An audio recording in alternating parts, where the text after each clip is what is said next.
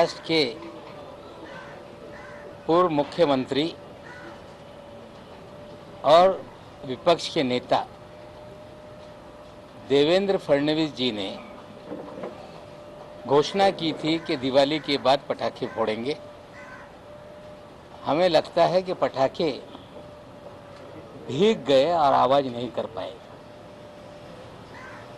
एक माहौल खड़ा किया गया कि नवाब मलिक के बम ब्लास्ट के आरोपियों से संबंध हैं। मैं देवेंद्र जी, आप 1999 में इस शहर में शायद पहली बार आए विधायक बन के, और 62 साल के जीवन में इस शहर में आपसे पहले दिवंगत मुंडे साहब भी नेता थे जो दाऊद से लोगों को जोड़ते रहे। हम जब मंत्री थे उस वक्त भी दाऊद को लेकर मुंडे साहब के बहुत सारे भाषण विधानसभा में होते रहे। लेकिन इस 62 साल के जीवन में या लोक प्रतिनिधि बनने के 26 साल जीवन में इस तरह के आरोप कभी भी हम पर कोई लगा नहीं पाया। आज एक जगह को लेके आपने कुछ कागजात लोगों के सामने रखे,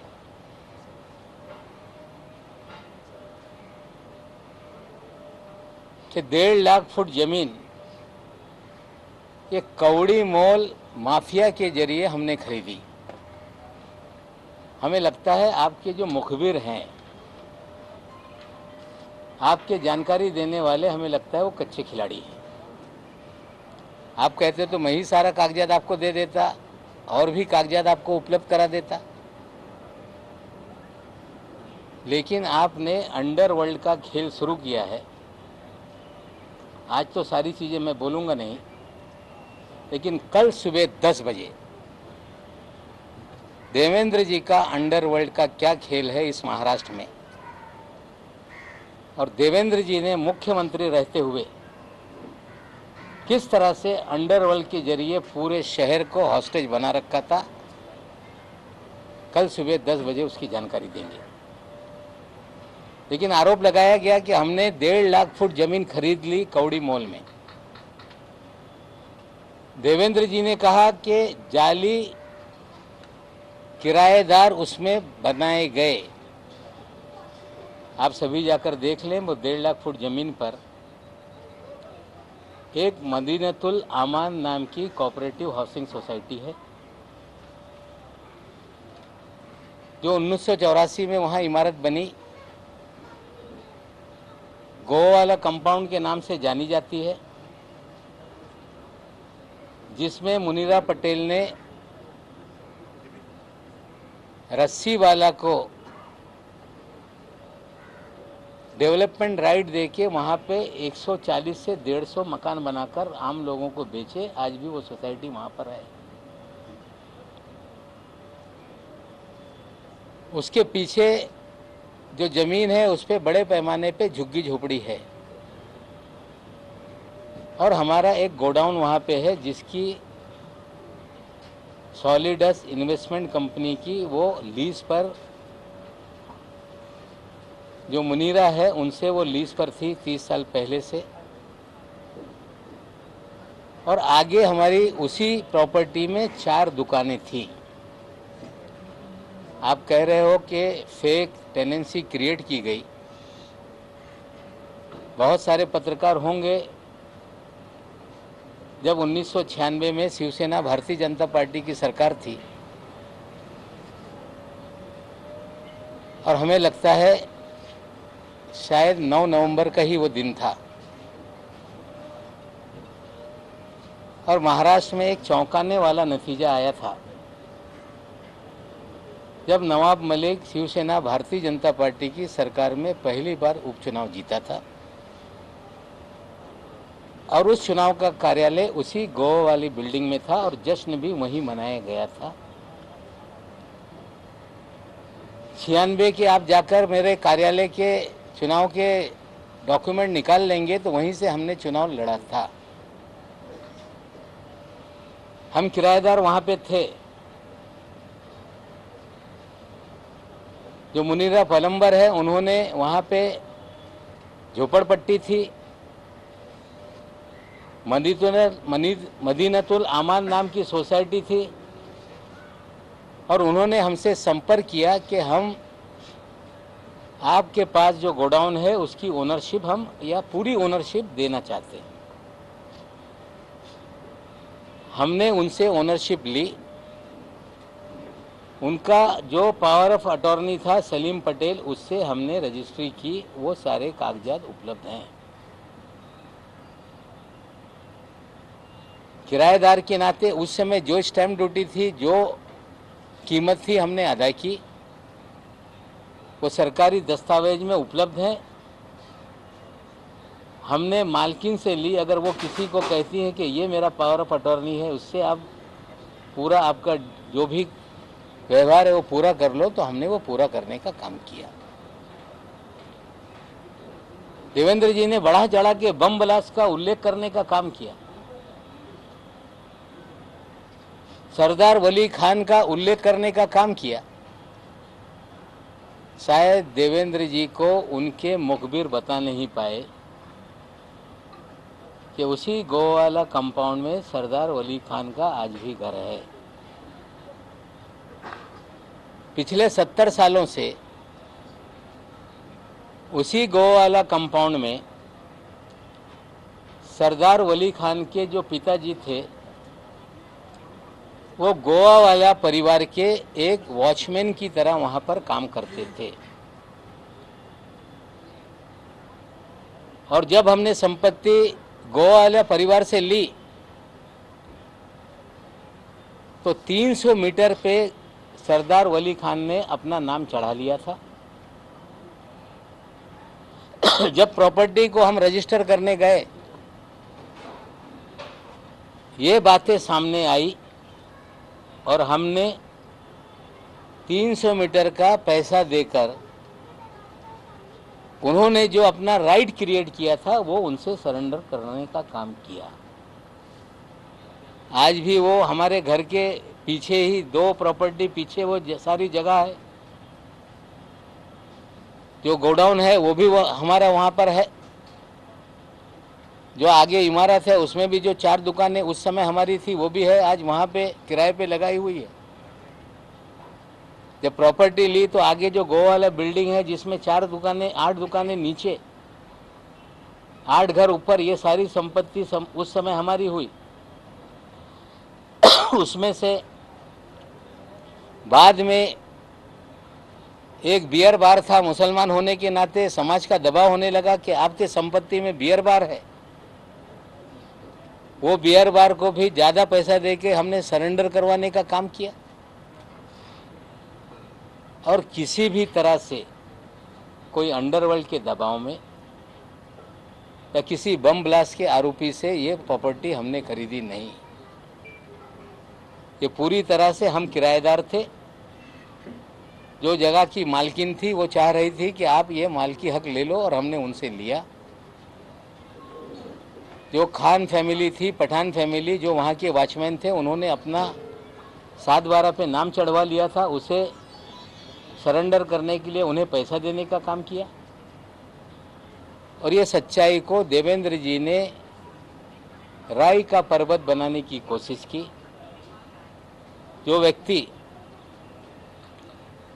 62 साल जीवन में इस शहर में कभी भी आरोप नहीं लग पाया कि किसी अंडरवर्ल्ड से नवाब मलिक के कनेक्शन रहे हैं, रिश्ते रहे हैं। आप कह रहे हैं कि आप जो भी एजेंसी है उसके सामने जाएंगे, जाइए, हम तैयार हैं। हमें लगता है कि झूठ का आडंबर खड़ा कर देने से किसी की प्रतिमा मलिन हो जाएगी। तो हमें लगता है देवेंद्र जी आपकी गलत फहमी है। जो कुछ है सारे दस्तावेज रजिस्ट्री ऑफिस में है। कंपनी का जो भी डिपार्टमेंट है वहाँ पे सारे कागजात हैं। जो पैसे का लेन देन हुआ उसकी स्टैम्प ड्यूटी हमने भरी है। ये कह देना कि 20 रुपया फुट में लिया, हमें लगता है झूठ बोलो तो जरा ढंग से बोलो। हमें लगता है झूठ बोलकर नवाब मलिक जो पिछले 7 साल से आपसे लड़ रहा था, पहली बार आपने इस तरह का आरोप लगाया, सरासर बेबुनियाद है। ना नवाब मलिक के किसी अंडरवर्ल्ड के लोगों से रिश्ते रहे, ना नवाब मलिक ने कभी बम ब्लास्ट के लोगों से कोई संपत्ति खरीदी। हाँ, वॉचमैन ने अपना नाम उस पर चढ़ा लिया था, उस वॉचमैन से नाम निकालने के लिए उन्हें पैसे देने के काम किया, ये सच्चाई है। जहाँ तक सवाल है देवेंद्र जी, आपने अंडरवर्ल्ड का खेल शुरू किया है, तो आपको आज मैं कह रहा हूँ कि सुबह 10 बजे आप कह रहे थे कि बम फोड़ देंगे। ये बम नहीं है, आपने आडंबर खड़ा किया। लेकिन नवाब मलिक कल सुबह अंडरवर्ल्ड का हाइड्रोजन बम मुंबई में गिराएगा और देश को बताएगा कि देवेंद्र फडणवीस किस तरह से अंडरवर्ल्ड के जरिए पूरे शहर को हॉस्टेज बनाए हुए थे, किस तरह से एक अंडरवर्ल्ड का सरगना जो विदेश में बैठकर इस शहर से उगाही करता था, वो सरगना किसके लिए काम करता था, वो अधिकारी किसका खास था। और मैं आपको बोलना चाहता हूं कि आज जो मैंने कहा है वो सारी बातें सामने हैं, लेकिन कल सुबह 10 बजे तक का इंतजार कीजिए। बम तो फूटा नहीं, लेकिन हाइड्रोजन बम कल सुबह 10 बजे गिरे। त्या ना हो दाखवा, मी कुठल्याही गैरप्रकारे कुणाच्यावर दबाव निर्माण करून कुठलीही संपत्ती घेतलेली नाही, कुठल्याही अंडरवर्ल्डच्या माणसाकडून कुठल्याही संपत्ती कवडी मोल घेतलेली नाही। भाडे करू असताना मालकी हक साठी जे पैसे त्या मालकींनी मागितले ते पैसे आम्ही दिले। वॉचमॅननी स्वतःचं नाव चढून घेतला होता, त्या वॉचमॅनला नाव काढण्यासाठी आम्ही पैसे दिलेले आहे। याच्यात माझ्या कुठल्याही अंडरवर्ल्डशी कुठलाही संबंध राहिलेला नाही। मी कवडी मोल जमीन कुठेही घेतलेली नाही। या उलट या मुंबई शहरामध्ये देवेंद्रजीचे जवळची लोक प्लॉट हडप करण्याचे धंदे कुठल्या अधिकाऱ्याच्या माध्यमातून करत होते आणि कुठला आंतरराष्ट्रीय डॉन जो विदेशातून भारतात आला होता तो कुणासाठी काम करत होता, याची माहिती उद्या सकाळी 10 वाजता देऊ। सरदार शाह अली खान आणि दुसरा सलीम पटेल ही दोन जणी नावं घेतली। सरदार शाह अली खान आणि सलीम पटेल यांचे संबंध तुमच्याशी जोडलेले आहेत, त्या संदर्भात तुमचं काय? नहीं, सरदार खान जो है, सरदार वली खान याचे वडील जी प्रॉपर्टी गोवावाल्याची आहे त्याचे वॉचमॅन होते। भाडं वसूल करण्याचं ते काम करत होते। त्यांच्या मुळे ते जे मालिक आहेत ते तरस झाले होते। त्या सरदारनी 7 बारेवर स्वतःचं नाव चढून घेतला होता 300 मीटरवर। जेव्हा मालकींनी आम्हाला विकलं तेव्हा त्याचं नाव रिफ्लेक्ट झाल्यामुळे त्यांना आम्ही पैसे दिलेले, सत्य परिस्थिती आहे। आणि सलीम पटेल ह्या गोवावाल्याचे पॉवर ऑफ अटॉर्नी होते आणि ज्या मालकनी पॉवर ऑफ अटॉर्नी यांच्याकडून व्यवहार करून घ्या त्यांनी सांगितल्यामुळे हे सगळे व्यवहार म्हणजे भाडे करू असताना मालकी हक घेण्याचं काम आम्ही केलेलं आहे। सर, एक सवाल ये है, 2005 में ऐसा आरोप ये है कि 2005 में जब 20 लाख रुपए का फ्लैट आता था तो 30 लाख रुपए में इतनी सारी जमीन कैसे आपने ली? ये हाँ, झोपड़पट्टी है, आप जाके देख लें। वहाँ पे 140 फ्लैट बने हुए हैं, आप जाके देख लें। वो मदीनतुल आमान जो सोसाइटी है वो डीम कन्वेंस का मुकदमा डीडीआर के कार्यालय में चला। उन्हें हम कार आउट करके हमारी जो गोडाउन है उसका रास्ता छोड़ के उन्हें हम मालकी हक पे देने के लिए तैयार थे। मदीनतुल आमान के जो सोसाइटी के लोग हैं, वो जो गोडाउन हमारा है, हमारी मालकी का है, हमारा किराए का पहले था, या जो आगे हमारी दुकानें हैं वो सब हमारी संपत्ति है, इस तरह का उन्होंने विवाद किया। उसका भी ऑर्डर डीडीआर के कार्यालय से 2019 में ही हो गया है। ये ज़मीन 3 लाख फुट नहीं, इस ज़मीन पे ऑलरेडी 140 मकान बने हुए हैं।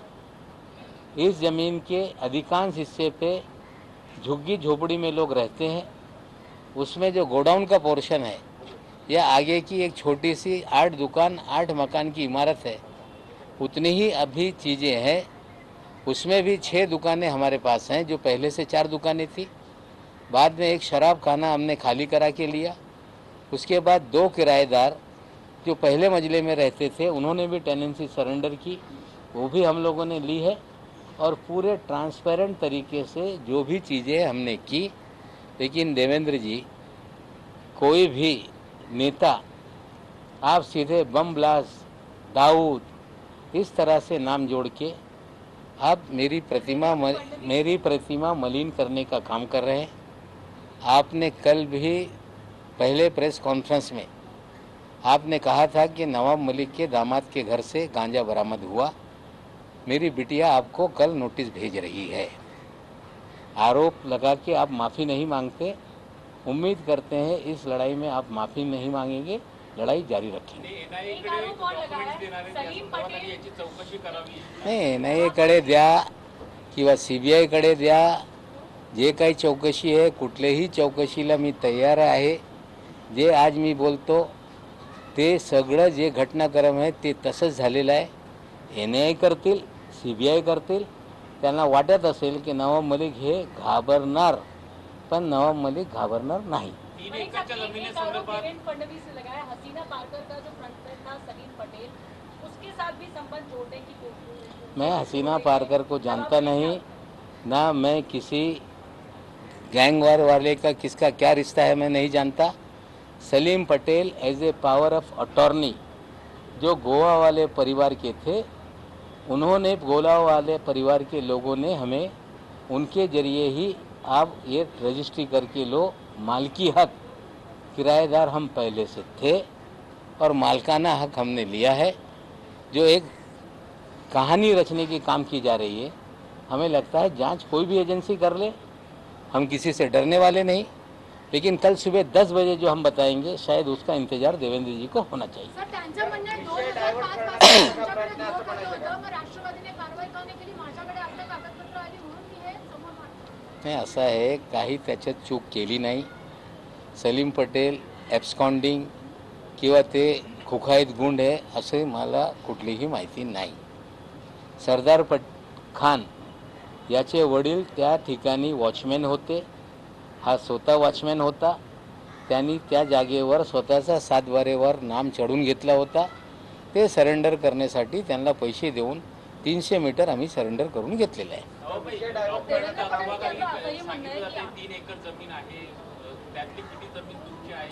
हे बघा, असं 3 एकर असं बोलून चालत नाही। त्याच्यावर मदिनातुल आमान नावाची एक सोसायटी आहे, त्या 84 मध्ये 140 पेक्षा जास्त फ्लॅट तिथे आहे। ती सोसायटी आज तिकडे कार्यरत आहे। त्या सोसायटीचा आमचा डीम कन्व्हेन्ससाठी वाद झाला। 99 साली त्याच्यावर आम्ही त्यांना डीम कन्व्हेन्स करून तो सगळा भाग द्यायला तयार होतो। त्यांचा म्हणणं होता की गोडाऊन पण आम्हाला पाहिजे, सगळं संपत्ती आमची आहे। ते वाद घालल्यामुळे ते त्यांच्या विरोधात निकाल गेला। ते हायकोर्ट जाऊ शकत आहे, पण जी सोसायटी आहे त्यांना मालकी हक्काने जे त्यांना विकासकांनी हे सोसायटी बनवून दिलेली, याआधी या गोवावाला कुटुंबियांनी डेव्हलपमेंट राईट त्यांना दिला होता।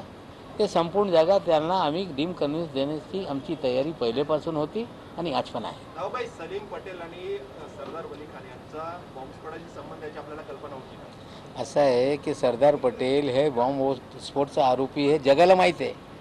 पण तो तिकडे राहत होता, त्याचा बाप तिकडे वॉचमॅन होता। जर त्यांनी 7 बारेवर स्वतःचं नाव चढून घेतलं आहे, मग आमचा टायटल दुरुस्त करण्यासाठी त्यांनी पैसे मागितले। जी किंमत ठरवली ती जागा आमच्या पोझिशनमध्ये होती। त्यांच्या मालकीवर त्यांनी नाव चढून घेतला होता वॉचमॅन असताना। ते आम्ही त्याला पैसे देऊन ती मालकी आम्ही घेतलेली आहे। असा कुठलाही कायदा नाही। जर तसा कायदा असेल तर त्यांनी कारवाई करावी। फडणवीस यांनी म्हणलेलं आहे की आज जी प्रॉपर्टी त्यांनी नाव घेतलेलं आहे त्याच्या संदर्भात अंडरवर्ल्डशी कनेक्शन आहे, पण तुमच्या इतर काही प्रॉपर्टी आहेत त्याच्या। असं बघा, असं आहे, आणखीन एक विषय ते वारंवार ते बोलत राहत आहे। माझ्या मुलांनी बँड्रा इथे नवेद मोहम्मद अली आणि त्याची बहीण त्याच्याकडून घर घेतला 4.5 कोटी रुपयाचा।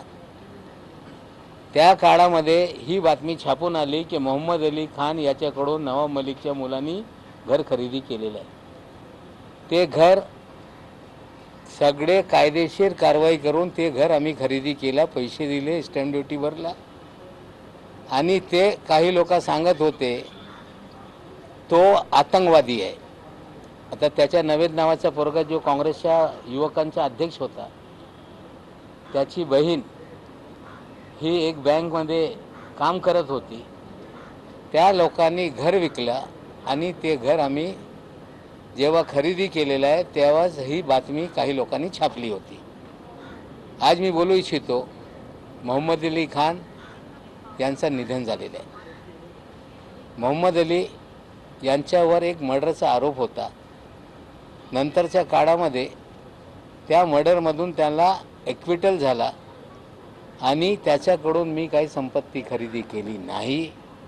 त्यांची मुलगी जे बँकेत काम करत होती, नवेद नावाचा त्यांचा मुलगा, त्यांनी त्या काळामध्ये जवळपास 10-12 वर्षापूर्वी जी किंमत होती ते देऊन खरेदी केली।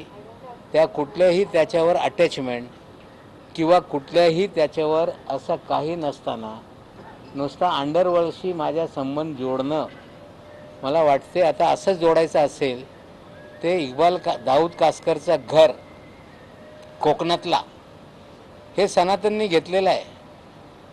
मग सनातनचा दाऊदचा संबंध हे सांगावा काय? आता हे सगळे आरोप होत राहतील। जे काय इन्क्वायरी करायचं आहे त्यांनी करावा, पण नवाब मलिक थांबणार नाही। उद्या सकाळी हायड्रोजन बॉम्ब। थँक्यू।